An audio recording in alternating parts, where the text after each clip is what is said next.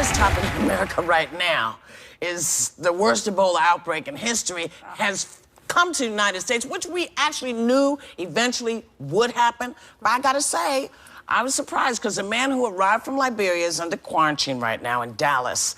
And the CDC is trying to locate everybody that he has come in contact with. But I really thought, and maybe I misread something, but I thought if you were coming from any place that had been infected, that when you come into the country, we would know who you were and we would watch you over the weeks to see if you started to manifest anything. But maybe I dreamt that. But I thought that's what we were doing, and apparently it's not. No, I don't think we have the manpower to do that. I mean, that's a great theory. It would be wonderful, Yeah. you know. So tragic for the people in Liberia. They say that there's a chance that half the population may be killed from this in that country. See, I think we do have the manpower. And we definitely do have the resources.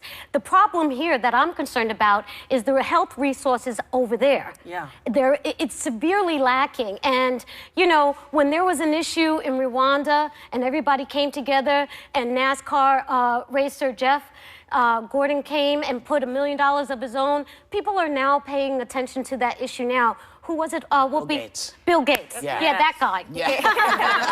He gave $50 million to fight Ebola. And say that again? He gave $50 million. $50 million. It's the largest gift ever given by the Gates Foundation.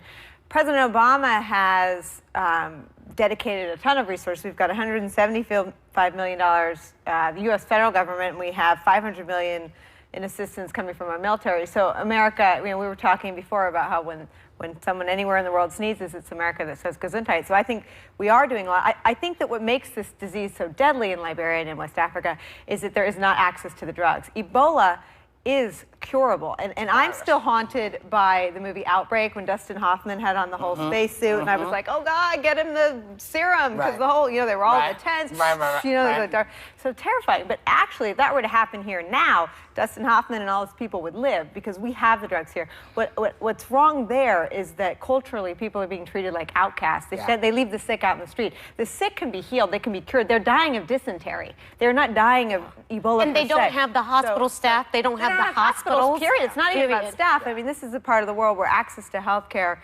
is incredibly limited. I mean, it's crazy. If you got money, you have. It's limited, but it's better.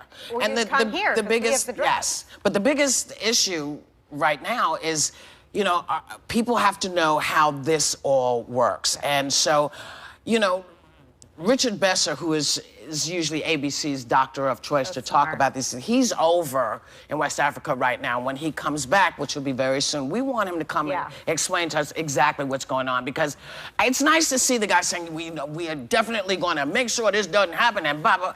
I want to hear from Dick Besser. Okay. I want to hear Dr. Dick Besser.